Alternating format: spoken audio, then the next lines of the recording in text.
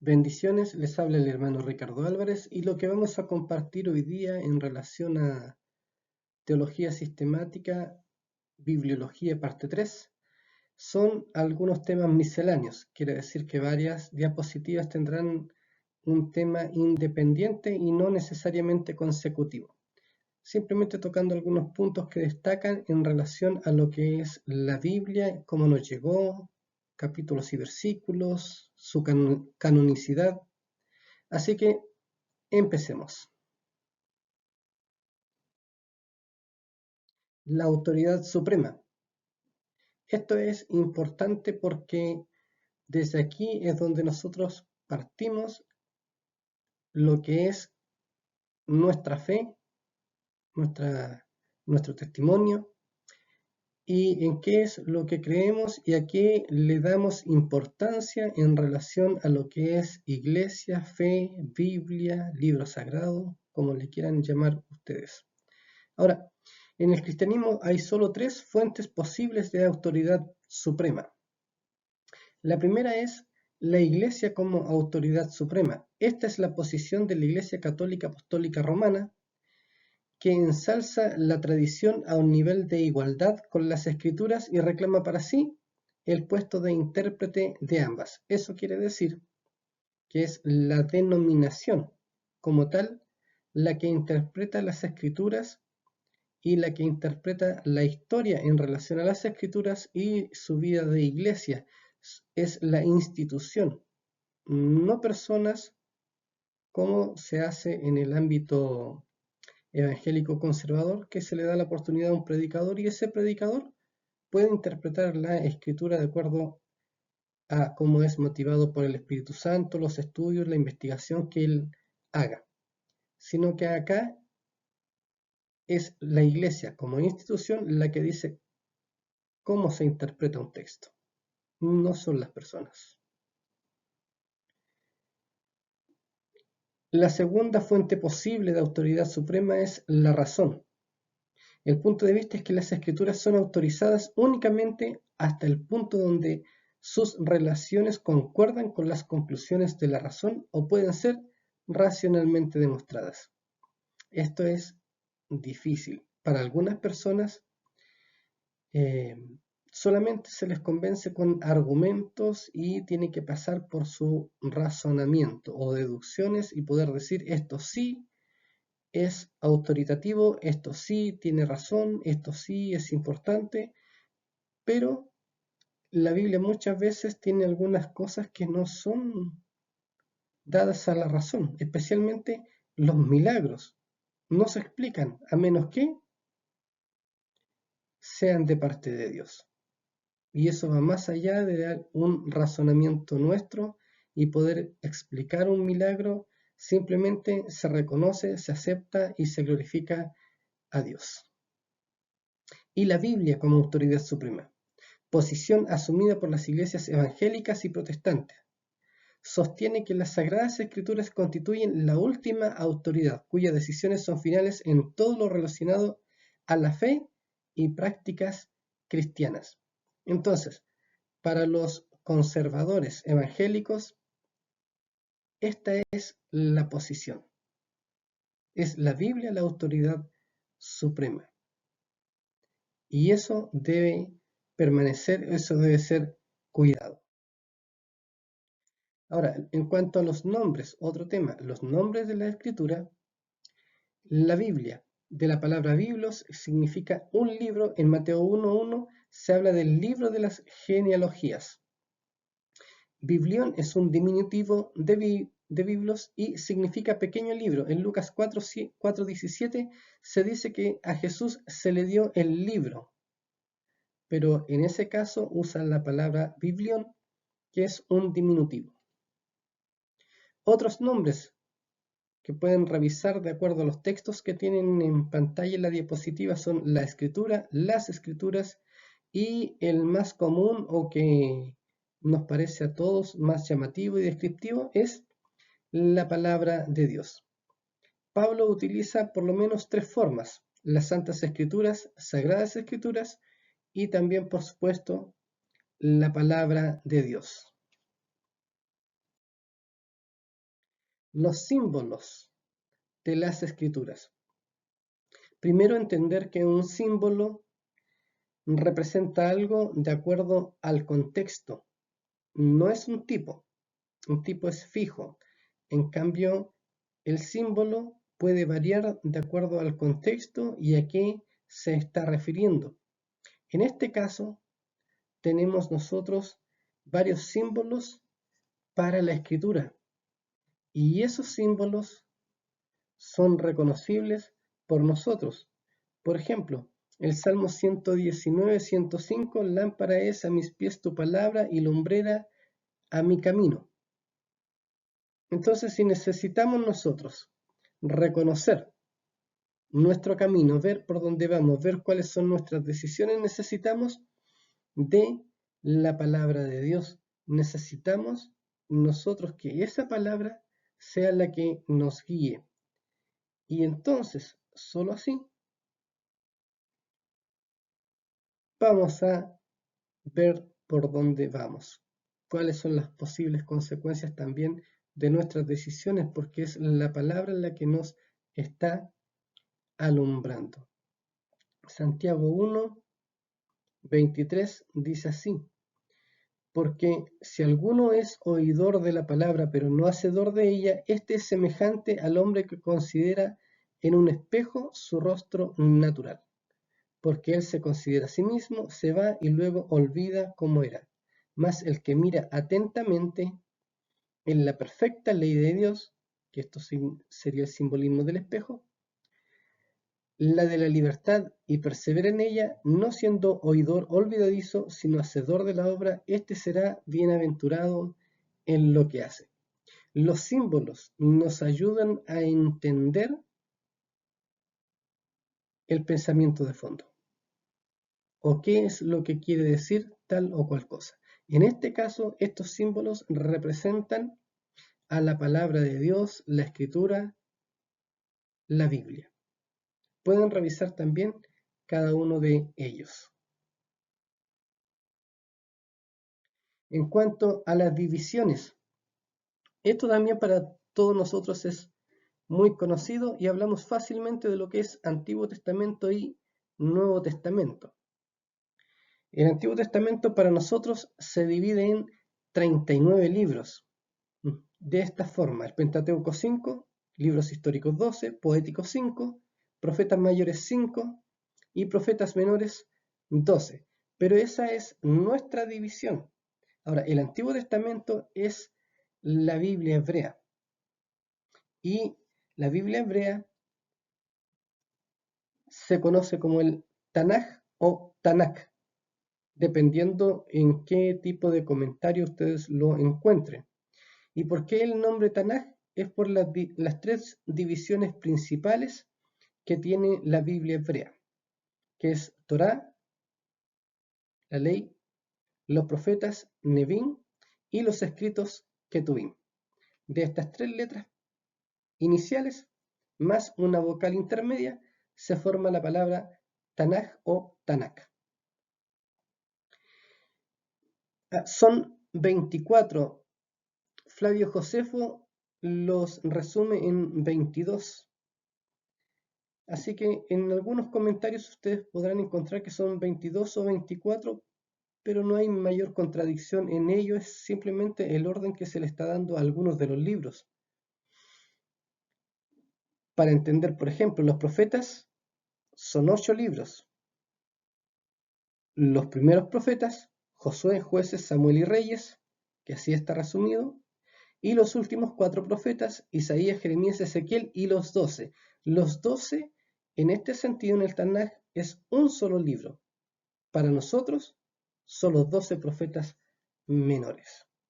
Ahora, esto concuerda muy bien con la división dada por Jesús acerca de las escrituras. Y tenemos en el libro de Lucas, capítulo 24, versículo 44, lo siguiente. Y les dijo: estas son las palabras que os hablé estando aún con vosotros, que era necesario que se cumpliese todo lo que está escrito de mí en la ley de Moisés, en los profetas y en los Salmos. De esta manera, Jesús resume en un versículo todo el Antiguo Testamento o toda la Biblia hebrea, que sería nuestro Antiguo Testamento.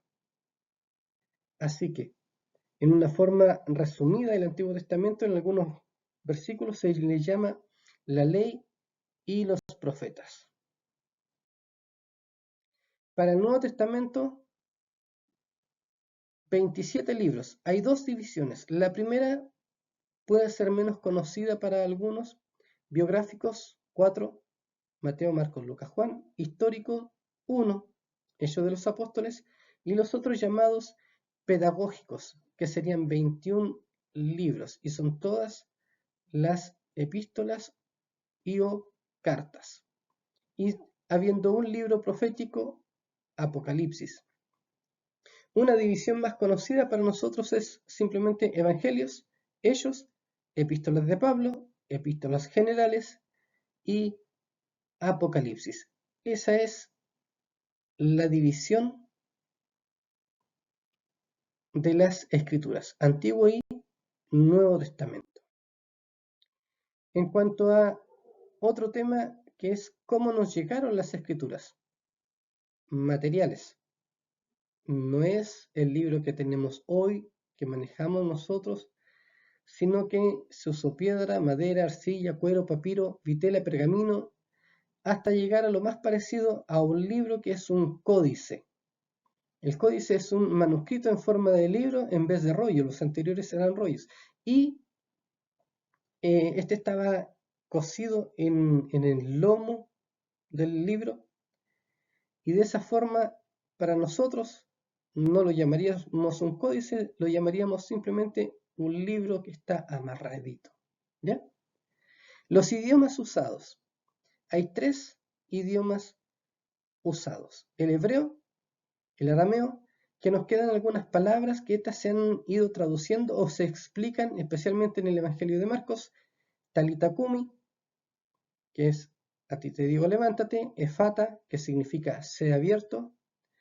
Elí, Elí, lama sabactani, Dios mío, ¿por qué me has abandonado? Que es un recordatorio de un salmo también.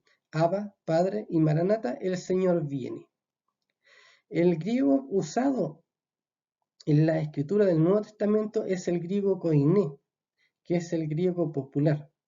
Hay el libro de Hebreos, tiene un griego distinto. Al griego del libro de Hebreos se le llama un griego alejandrino, probablemente escrito por Apolos, pero es solo una suposición porque hay otros que también se postulan como escritores de ese libro. Ahora, se puede ver la mano de Dios en cuanto al uso del griego como idioma, y esto es porque era el idioma internacional del primer siglo, y esto se hizo posible el esparcimiento del Evangelio a través de todo el entonces mundo conocido. También ayudó mucho lo que fueran las carreteras y que hubiera un solo tipo de gobierno mundial. En cuanto a los manuscritos, hay algunas versiones: el Sinaítico, Vaticano, Alejandrino, el Efraín y Beza. Y en cuanto a versiones, la Septuaginta contiene 14 libros y dependiendo desde qué punto de vista lo vea, pueden ser llamados apócrifos o falsos o deuterocanónicos, que significa de segunda inspiración, ¿ya? Y ahí se encuentra el libro de Macabeos, Tobías, Judith y otros. Es el documento más antiguo que se tiene. Luego tenemos el Pentateuco samaritano, la versión siria y algunas versiones latinas. En cuanto a capítulos y versículos, no crean por un momento que la Biblia fue dividida así como nosotros la conocemos hoy. Para nada. La Biblia contiene hoy 1189 capítulos y 31.173 versículos divididos entre el Antiguo y Nuevo Testamento. Originalmente no estaba dividida en capítulos y versículos como nosotros la conocemos hoy en día. Nos ayuda mucho esto de que esté dividida así en capítulos y versículos para la memorización, para buscar y ordenar. Pero no era así en un principio. Se asumía por mucho tiempo que la división por capítulos fue introducida primeramente por el cardenal Hugo, y él murió en 1263. Luego de investigaciones se le atribuye a Stephen Langton, obispo de Canterbury, que murió en 1228. El Nuevo Testamento fue publicado por primera vez con divisiones de versículos en 1551. O sea, en relación al tiempo es breve. Desde nuestro punto de vista, solamente 500 años, de 2000. Así que esa división es nueva. Y la primera Biblia publicada dividida enteramente en versículos fue la Biblia de Ginebra, en 1560. Se deben tener en cuenta al estudiar la Biblia que esta división es posterior. Hay un ejemplo básico, si lo prefieren decir así, de lectura en Juan 7:53 y 8:1. Leídos conjuntamente sin un corte de capítulo presentan un significativo contraste. ¿Por qué? Porque dice, cada uno se fue a su casa y Jesús se fue al monte de los olivos. Ahora, separado en capítulo y versículo, 7:53 dice, cada uno se fue a su casa. 8:1 dice, y Jesús se fue al monte de los olivos. Entonces, si se lee de manera separada o se comienza a leer en 8:1, pareciera que hay un tiempo diferente, que es otro momento el que se está viviendo. Sin embargo, al no tener una división de capítulo y versículo, es exactamente el mismo momento que se está viviendo y presenta el contraste entre las demás personas y lo que hizo el Señor Jesús. Es por eso que se aconseja saltar lo que son los subtítulos en la Biblia, olvidarse un poco en la lectura de capítulos y versículos y simplemente leer de corrido lo que está allí. En cuanto al canon de las escrituras, tenemos que decir que no toda literatura religiosa, aún la más útil y leída, es considerada parte de las escrituras. Hay mucha literatura religiosa, la pueden buscar en sus librerías cercanas, que son extraordinarios, son muy buenos libros de investigación, consejería, predicación, de la iglesia misma como institución.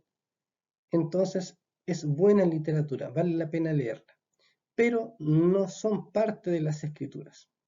En cuanto a la palabra canon, significa una regla de carpintero, una norma para evaluar las cosas, y este pensamiento se traspasa también a la parte religiosa cristiana y con la idea de cómo identificar un libro para saber si es inspirado o no.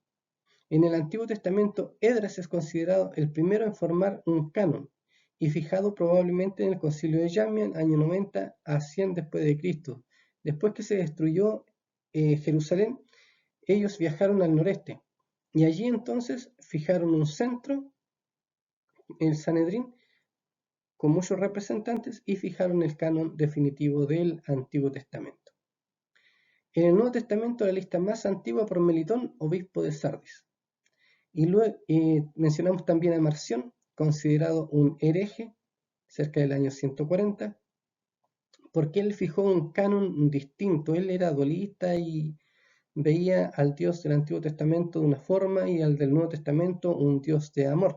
Así que fijó un canon con un libro de Lucas reducido y solamente 10 cartas de Pablo. Lo vamos a mencionar en la clase número 7.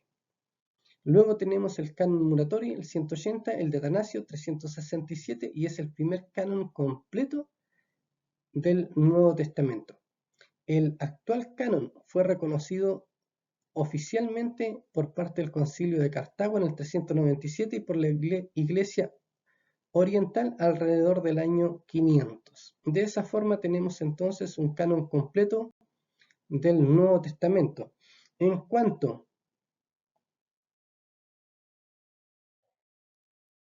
Las pruebas utilizadas para determinar la canonicidad. La primera es la apostolicidad. ¿Fue escrito por algún apóstol o una persona cercana a los apóstoles? En este sentido, el autor era importante porque eso le daba un respaldo. Se sabía que habían caminado con Jesús, habían oído de él, entonces ya el solo nombre del autor daba un pie importante al escrito. Y eso es importante en relación a Marcos, que no era un apóstol, pero sí cercano a Pedro. Lucas, un gentil, para nada judío, y que escribió también el libro de Hechos. En cuanto a Hebreos, el contenido es importante, mucha relación con el Antiguo Testamento, pero permanece anónimo. Por mucho tiempo se le asignó a Pablo, pero el griego usado es un griego alejandrino, distinto al griego koiné de todas las cartas escritas por el apóstol Pablo. Así que, en relación a ellos, por su contenido, pasaron también a formar parte del canon. La segunda prueba era el contenido espiritual, y en ese sentido la pregunta era, ¿el libro estaba siendo leído en las iglesias y sus contenidos probaban ser un medio de edificación espiritual? Y esa es una prueba práctica. En otras palabras, lo que se está enseñando a través de la lectura de estos libros está transformando vidas, les está enseñando a vivir como verdaderos hijos de Dios. Y si es así, entonces pasaban al siguiente punto. ¿Existe una verdad doctrinal?